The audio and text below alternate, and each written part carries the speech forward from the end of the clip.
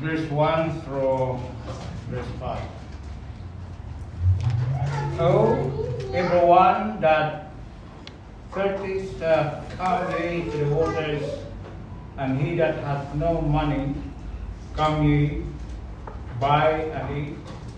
Yea, come, buy wine and milk without money and without price. Wherefore do ye spend money for that which is not bread, and your liver for that which satisfieth not?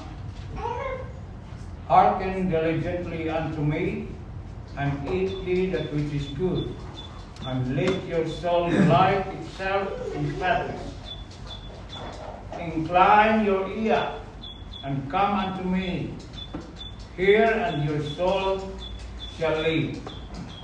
And I will make an everlasting covenant with you, even the sure mercies of David. Behold, I have given him for a witness to the people, a leader and commander to the people. Behold, thou shalt call a nation that thou knowest not, and nations that they knew not, they shall run unto thee because of the Lord thy God, and for the Holy One of Israel, for he has glorified thee.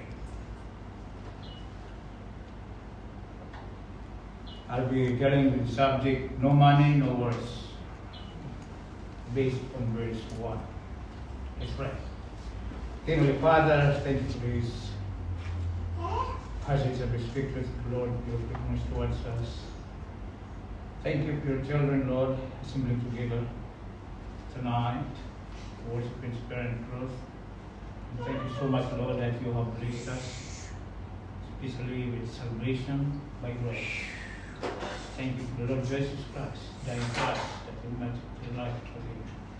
Tonight, Lord, I pray that you may open our hearts and our minds, that we have a clear understanding from the Scripture, and also that we might have that submissive spirit and yielding hearts, that we will be able, Lord, to take on and apply the principles of this passage in our lives. Lord, please forgive us passages, cleanse us from all unrighteousness by the blood of Christ. In Jesus' name I pray. Amen. Also, we pray for Brother Zao. He's living tomorrow.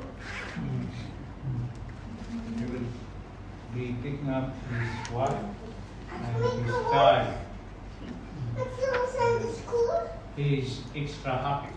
Amen. Yeah, amen.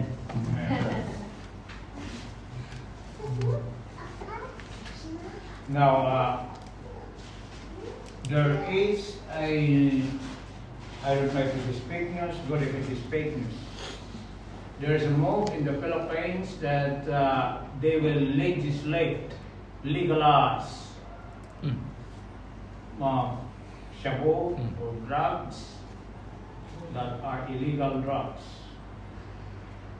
So that is aligning themselves with postmodernism. If you cannot go against it, go with it. That is the goal. And that is psychology. In psychology, you are not allowed to kill people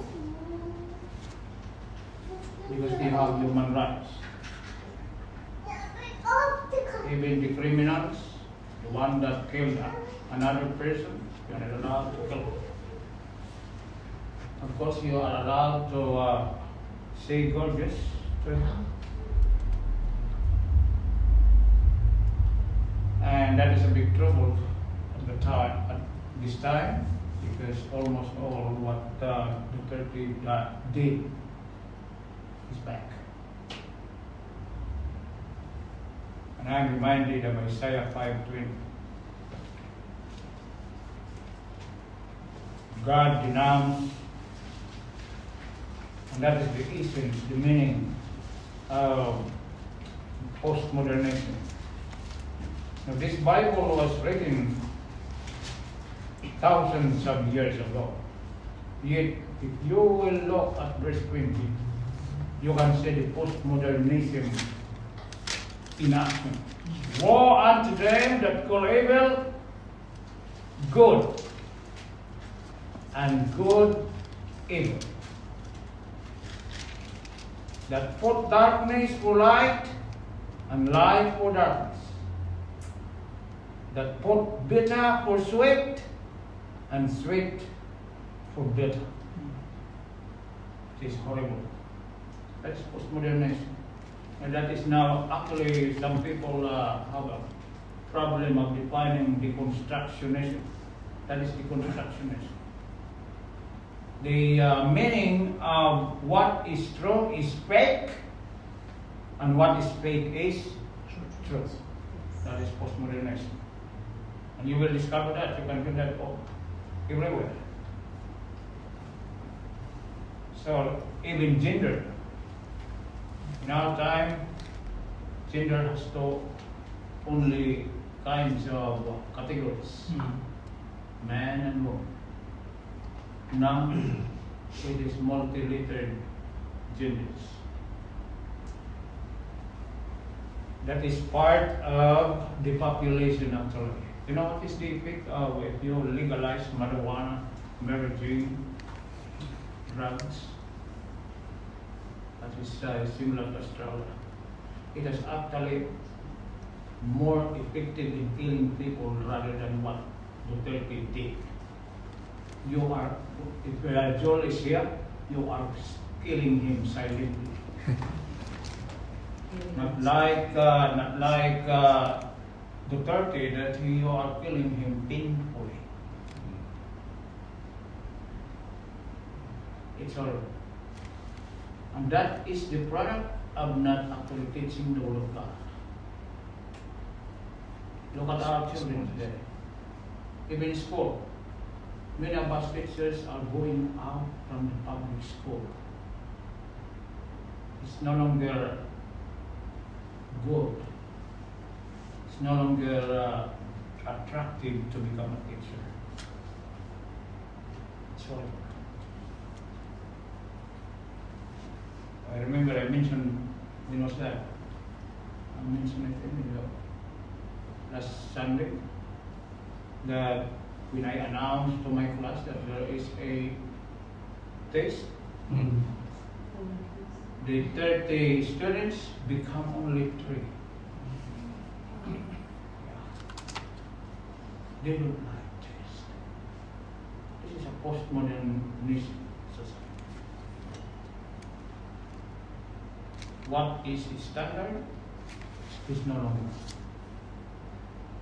They say away the Bible, they avoid God, they reject God, they hate what is true, they love what is true to them, what is false.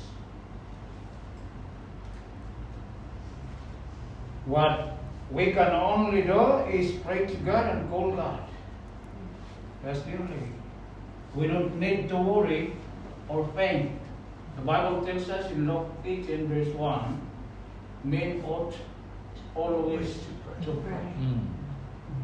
Find the word ought, that is equivalent to shall or must. No option. So don't worry about anything, ask God. Tell God about all your issues, problems today. Because that is part actually of the predictions of God. It is in the scripture that the more that he is getting closer, the worse is the experience in the world. But I like this one, verse 1. Look at verse 1. Ho, everyone that thirsteth, come ye to the waters, and he that hath no money, come ye. You find out that even if you have no money, come ye, buy and eat. Can you understand that? It's a contradiction. You buy, you have money, but you cannot buy without money. That means if you buy, you have money. But God says, come ye And he that has no money, come ye, buy and eat. That's why the title of my message is No Money, No Worries. You see that? No money, no worries. This is in God's plan, in God's system, God's government, in God's economy. Why? Because He owns everything. He owns everything. He has no problem of supplying us. He has abundant supply for every one of us. That is why don't worry, just call Him, pray, and He challenges us to pray, to call Him. Call unto me, and I will answer thee. And sometimes we have problem of many things, but God says, if your problem is about money, and money today is very important, and that's why many gets money. They want to get money in bad way, in evil way. Because today money is important, and many of us actually tonight they are not in church because of money. Yeah, they are not in church on Sundays because of money, earning money. Yet God says, you who are not having money, you have no money, you did not earn anything, come ye, buy and eat. So He give us the challenge that even if you have no money, you are actually called to God. Now, let me remind you, some people who are not studying the Bible, this is, they call this as an invitation.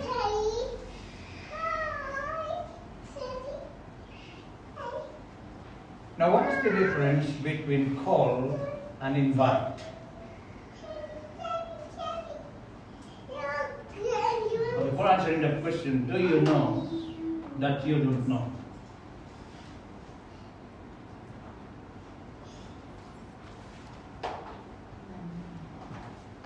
You see that word? Come. They say that the difference between call or and invite, that they are the same. I asked the question, what is the difference? It is not the spelling that I am asking, but what is the difference between invite or invitation and a call? Do you know that you will never be saved if God will not call you to salvation? There needs to be a command. Why? Because the background of our spiritual things, life is what? Dead. He did not request in the context of Lazarus, Lazarus, please come. No, He did not call. He commanded Lazarus, He called forth Lazarus. The word come is a command. It is a call. It's not an invite. Yet people do not listen. Excuse me, Mama. It is not presenting an option. We have in the Bible in 11:28 of Matthew, come unto me, and I will answer this. He did not say, I will invite you to come to me. No. So we have a trouble sometimes understanding the Bible. Do you know that God is not always found? No? That is why in verse 6 it says, seek ye the Lord. Why? What?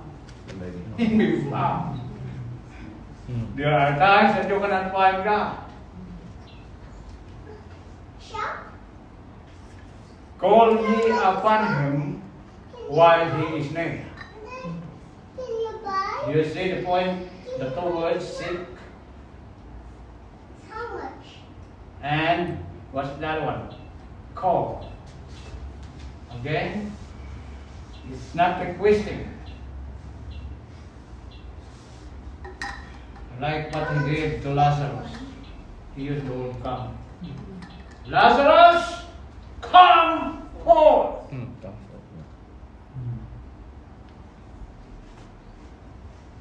Come is a call or a command. When you accepted Jesus Christ, you obeyed the command. That is why when God calls you, you are saying 100%. No drama. There is no such thing as you are just 99% saved. Once saved, always saved. Amen. Now, our English is very limited because just in case of the word invite and come, they say that there is an element, the word invite or invitation has an element of politeness, a polite request. Wow. So a request is not a command. God doesn't request us to be saved, no. God commands us to come to Him. Okay? Salvation is a call or a command. You can't be saved if God doesn't command you to repent and believe. Notice in Acts 17:30, even Apostle Paul understood that concept that salvation is a call. Acts 17.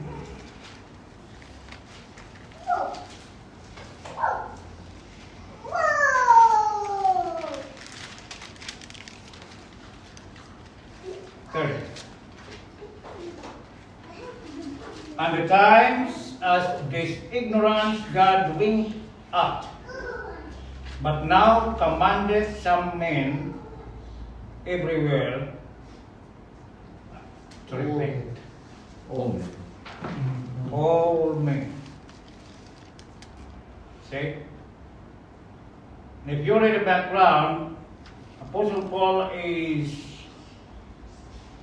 in Athens. He got amazed and triggered with to have this speech or preaching because he came to the philosophers. He met the Epicureans and the Stoics. I mean, understand the Epicureans and the Stoics.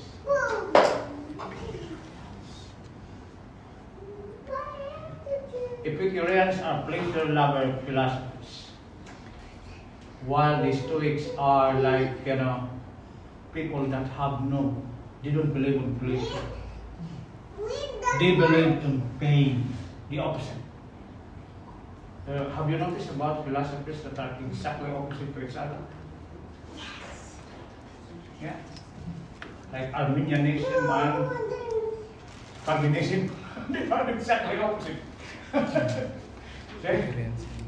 So these are the Epicureans. The Apostle Paul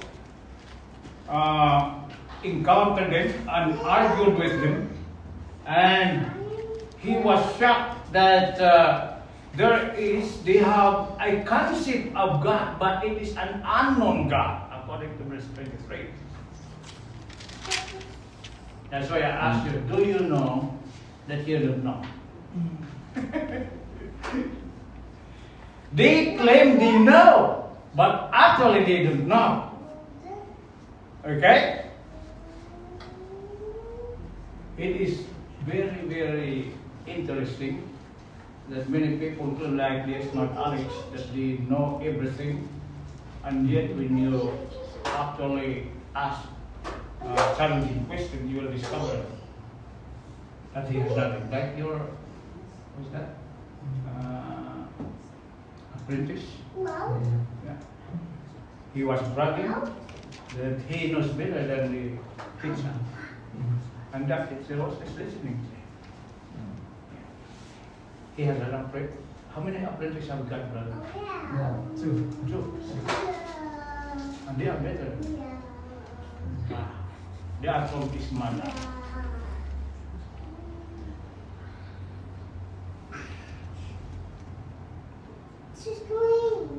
So we have here, God commanded everywhere all men to repent. Now the all men here covers not only the Jews, but also the Gentiles. Okay? God doesn't only save the Jews, He also saves the Gentiles. Amen. So he has loved the sinners. So that is why God winked. Now, many people have a trouble of understanding the wink at in verse 30. How do you wink? No, that is not the meaning of that wink at. In the olden times, the pagans, the Canaanites, and other Gentiles, God gave them the benefits of the doubt. Okay? But now, meaning in the Old Testament, He warned the Jews, excluding the pagan, about the consequences of following, obeying God's command. And the Old Testament is all for the Jews, according to the argument of Paul. But now, according to him, in verse 30, everyone, all, no exception. As long as you are human, you are subject to repentance. And I like that. I think it was Brother David who commented that there are lots of preachers that don't preach repentance. Apostle Paul pointed out. Can you find the word believe there? It says repent. See? Believing without repentance, nothing will happen to you. To your life. You will die in your sins. Except you repent, according to the Bible, ye shall likewise have eternal life. No. He shall likewise perish. It's very important. Repentance is very important. It's everywhere. No one is exempted. You need to repent and come to the Lord Jesus Christ. So God calls is for His people in the context of Isaiah 55. God calls the have-nots. I know, I did not emphasize the first point. God's calling the have-nots. You know what have-nots are? Those that are forfeit. You have nothing. Okay? You have nothing. And it is very important because the have-nots are closer. They are closer actually to God rather than those who are rich because of money. So it's better to have no money because you are closer to God rather than having money. You know, Bill Gates, I was very, curious about Bill Gates' life, that he lives in America. And yet he is an atheist, I think. He is an atheist. And America has lots of evangelists. How can he miss the gospel there? It's horrible, is it?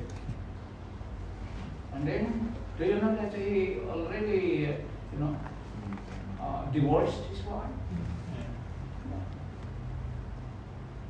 It's horrible that without God's word, we are in trouble. We are really in God. It doesn't matter if you have money or not. We are really in need. Come to the Lord Jesus Christ. And then the second point that I'm going to tell tonight is verse 2.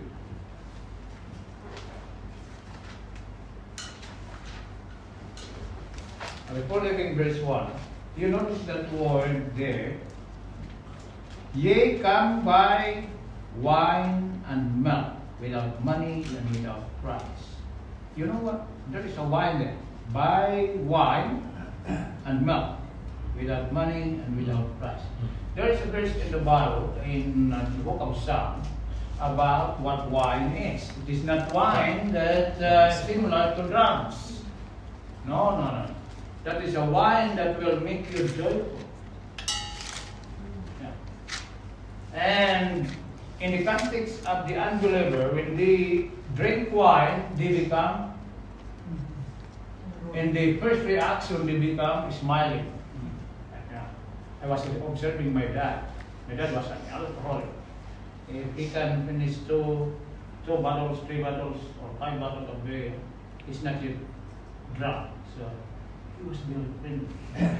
He was nice. It was nice. But if he can finish already 10, 12, 8, no. You need to hide. You need to hide because we will be in trouble. Okay. So the wine here is, I don't know it, let me see, what Bible verse is it? In the book of Psalm, what's the reference of that? Is it chapter 5:18? That explains what wine is.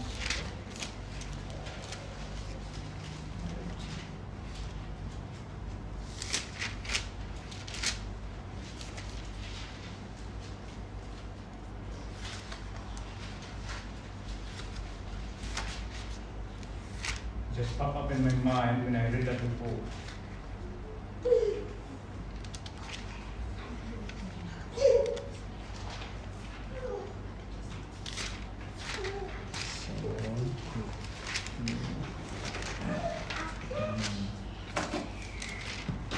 Anyway, I cannot find.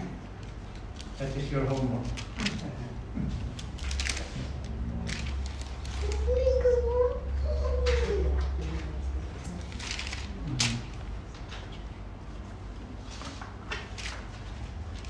It is early part of Psalm.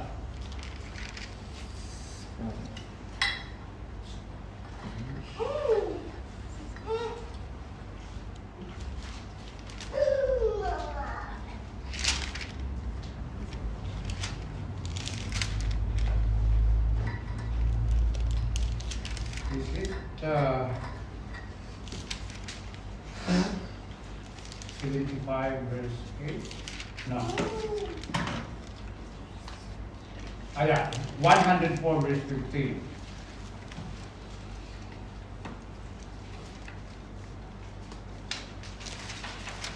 Look at, in our text, it mentions how many things that are in milk, wine, and money. But in verse 15 of 104, and wine that maketh what? Glad the heart of man, and oil to make his face to shine, and bread which is strengtheneth man's heart. So you have got the context, 104 verse 15. You put it in your bed so that you can have a close reference. There are lots of Bibles, like my Bible, I have no reference, but it is closely related to that. Yeah. So we have that God actually, this wine is for us to give us the joy. Now, what gives us joy? Is it the Victoria Beer? No. It is what? The Lord. The Holy Spirit. And you remember in the book of Ephesians, be not drunk with wine wherein is excess. Wherein is excess. what it says. Overdose. Okay? But be what? Be filled with the Holy Spirit. What is the difference between if you are drunk with wine and you are drunk with the Holy Spirit? What's the difference?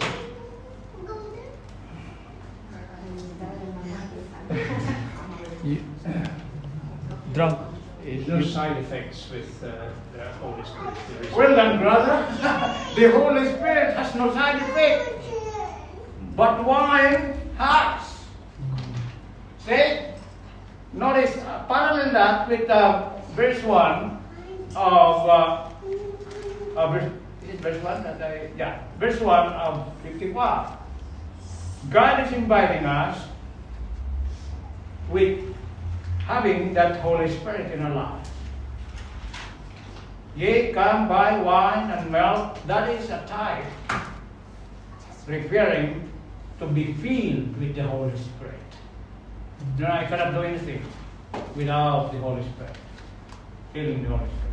Even in soul winning, how many are actually intimidated when you do soul winning? I am. But with Holy Spirit, you can actually you become strong. You become determined to win souls, to tell the word of God to other people, like Brother Leonard and Brother Leon. Yeah. One day, what did he say? Let's go Share the gospel. share the gospel. And then, why? Pastor said it. And that is Leon. And they witnessed to a person, David. Was it David. David? Yeah, David. David. Yeah. So pray for David Yeah. to come to church. Yep. He will be filled with the Holy Spirit because it is the Holy Spirit that will bring him to church and to serve God. Okay? So we have here the challenge that God has given us. Buy. Even if you have no money, you can buy. Have you ever come to a shop buying the things that you need without money? No. I was about actually to put this title as fly bars. But when I remember, I said buy free. And then now I would like to be sensible. So I go back to the title, no money, no words. So there are many titles that you can put there.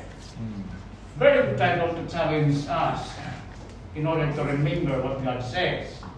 So buying the non-essentials in verse 2. Look at that.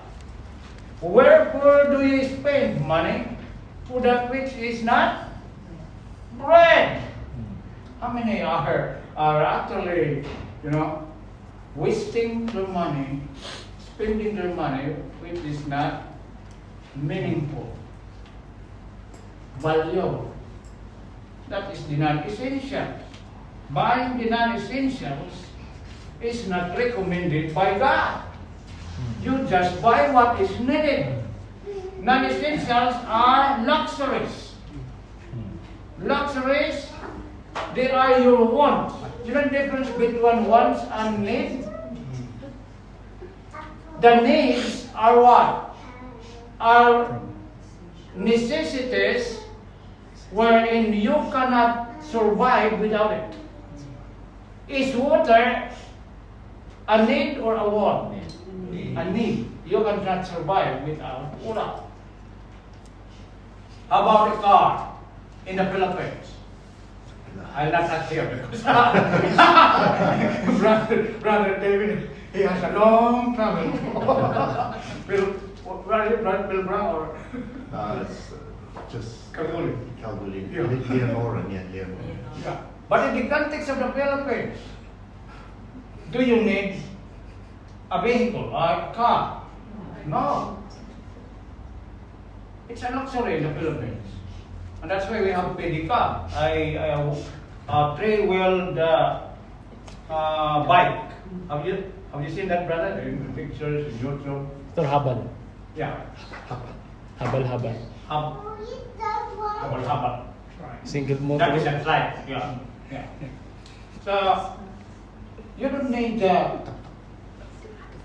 God says, his argument, wherefore do you spend money for that which is not bread?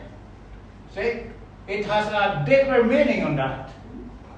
Spend your money only for essentials, only for what you need, according to God. And then let's continue. It says, and your labor for that which satisfies not. How many of us have been laboring and yet we are not satisfied? I was presented to request yesterday and today for relief teaching at the school where I am teaching. I said, no, I am not available for tomorrow and today. And then she asked, why? Because I don't know how to spend my money. All right. So we will go. Let's go to the person who has no money. I have still money. Okay. Because I will say that I am, I'm doing something that is a long story. Asking many things. So, how about, God says, and your labor for that which satisfied not. Where do you spend money for that which is not bread? How about putting your money for God's needs? Our missionaries need money. Missionaries, ministers need money. In fact, I'll not be, busy going to relief teaching if our church can afford it. At least at least a 500 a week or 600 a week bucks. I'm not going to go to the teaching. Or if my house is already paid up, I can go with that 300. But I have still house to be, paid, and that's why I'm forced to do it.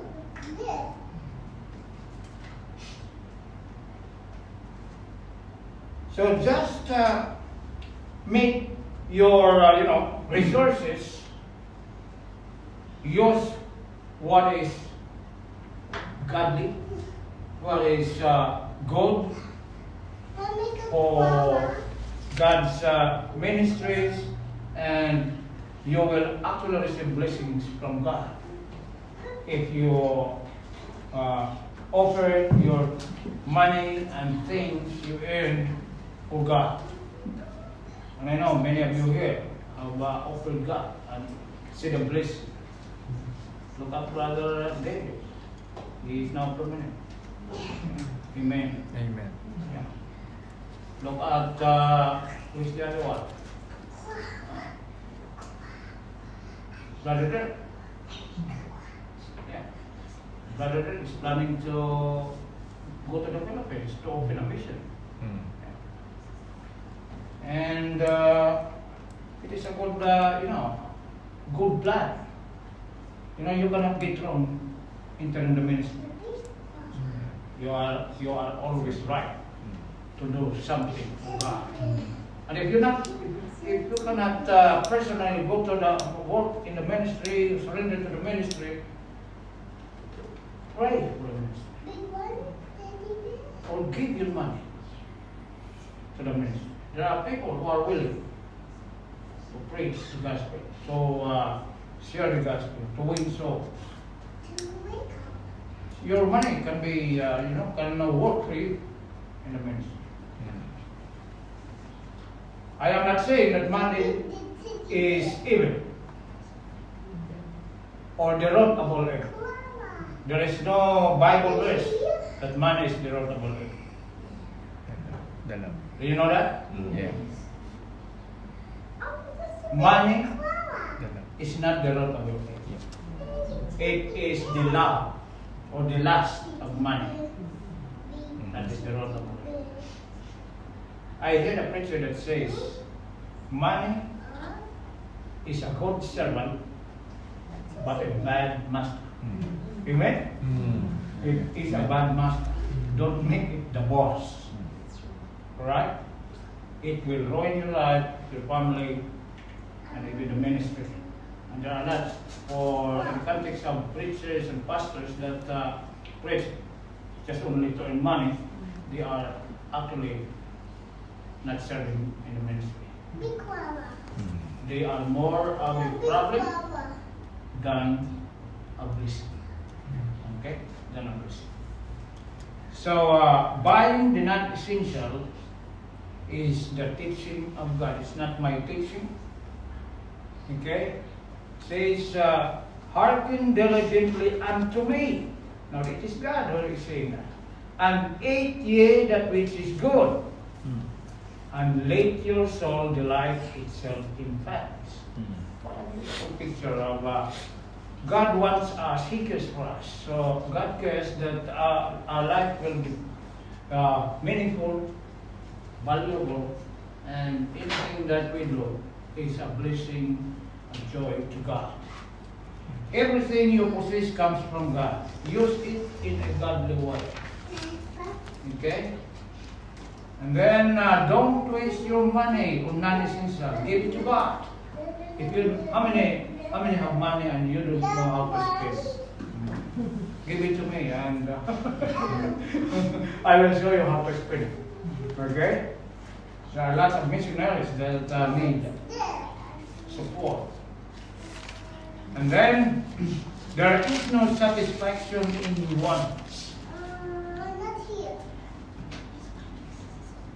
In luxuries, there is no satisfaction. Do you notice that there are many people that they bought a car after 3 months, 5 months, they replace another one. Yeah, there is no satisfaction. How long is my run? It's 10 years old. Oh, it is old. It is already old. So the replaces in Australian standard. Yeah. But I like my car. I told you, if I can bring it and book it in an airplane, I'll just pack it in a carton. You bring it. And bring it to the Philippines. I love my car, even if it is an oldie. Yeah. I have to spend wisely my money in a good way. Okay? Don't waste your money on non-essentials. There is great joy if you use your money, your riches, your wealth for the things of God, for the ministry. So think wisely, plan wisely for your money before your money is spent.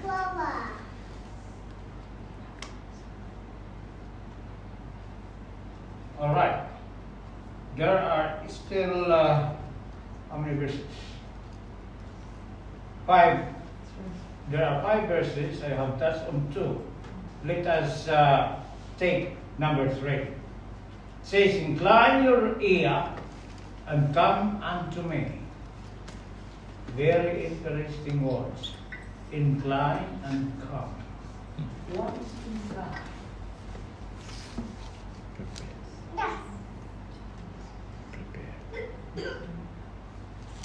One of my students, I asked one time in the Philippines, although incline, I was teaching a Sunday school class. They said that Mr. Romeo inclined to stand straight up. No. Incline, if you want to listen to someone who is speaking, you actually move closer like that. You are interested, you are showing attitude of interest to hear what that is that person talking. That is inclining your ear. And then, what else? Come unto me. So that word come is mentioned in verse 1. So again, those are commands of God. And what is the promise? Here and your soul shall live. So, what is the implication here? If you don't incline, if you do not come to Him, your soul will not live.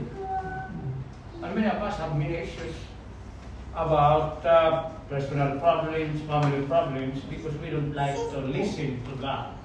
We listen to our own thinking. Or to other people. We are not listening to what God says in Scripture. And I will make an everlasting covenant with you, even the sure mercies of David. Can you find that word, everlasting covenant? Now I know the context here, he's talking about his chosen people, Israel. Okay? So the context is his covenant to Israel, his agreement, his contract to Israel. But that everlasting covenant in the New Testament context, it is about salvation. It is about redemption. Say the expression, the sure mercies of David, it is describing the Messiah. Wow. Beautiful. You can say if you just incline your ear, you will know the doctrine, you will be knowledgeable, you have wisdom, because God will give you the covenant, everlasting covenant, and the sure mercies of David. Alright? So we have here. Now what is a soul?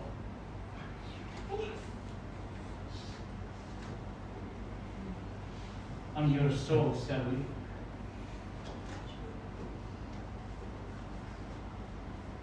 So what is the context of why God commands this? Verse 3. So our verse 1 is calling the have-nots. Number 2, buying the non-essential. Number 3 is warning the rebels. Warning the rebels. Why? Because the rebels will not listen. They will just disobey God. There is no problem of people who are obedient. Yeah. Look at that. Our church is very small, yet we have not plenty tonight. Where are they?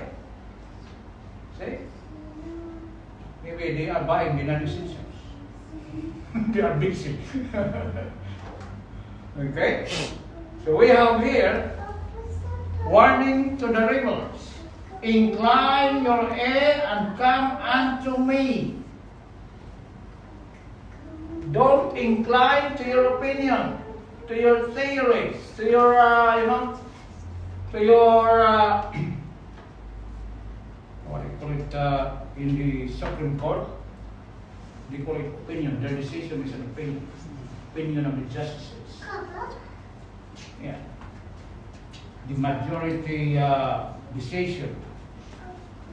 And we are happy to listen to people who are united in their doctrine and their, what do you call it, in their decision.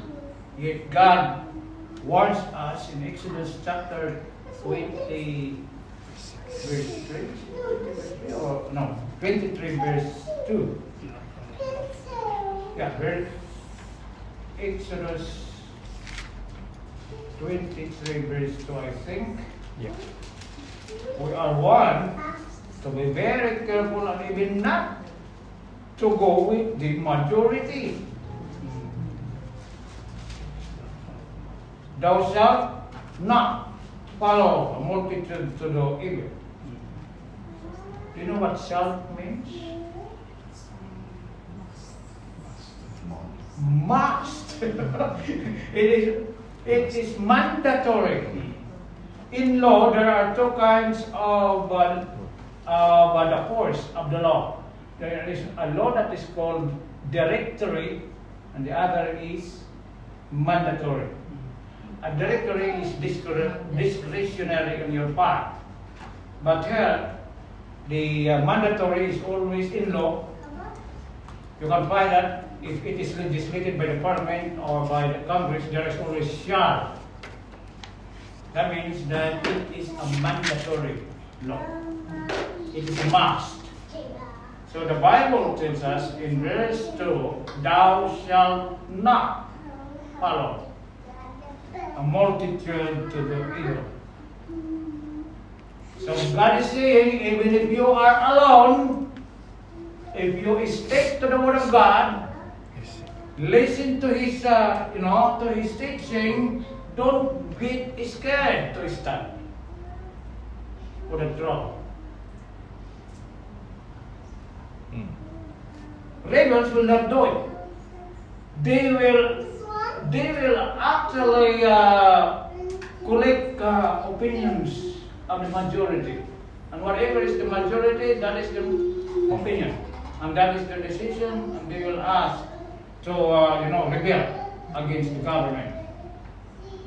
So we have here, sinners are inherently inclined toward evil. Do you see that? Incline your ear and come unto me. The implication of that, the reason why God said, come unto me, incline your ear to me. Why? Because inherently, we are always drawn to do evil. How many has control or have control over wickedness? How many guarantees that you will not sin this week? Good that you are sincere and honest. I appreciate it. But people who are not honest, they will actually say, "No, I am not evil. I am a good man. I am a good person, like my students." How do you categorize yourself? Stop. I'm not a killer. I'm not a murderer. I'm a good person. Okay. That is that in the book of Proverbs. A good person will always what? Exalt himself. I cannot just know what particular verse in the book of Proverbs, but there is that in the book of Proverbs.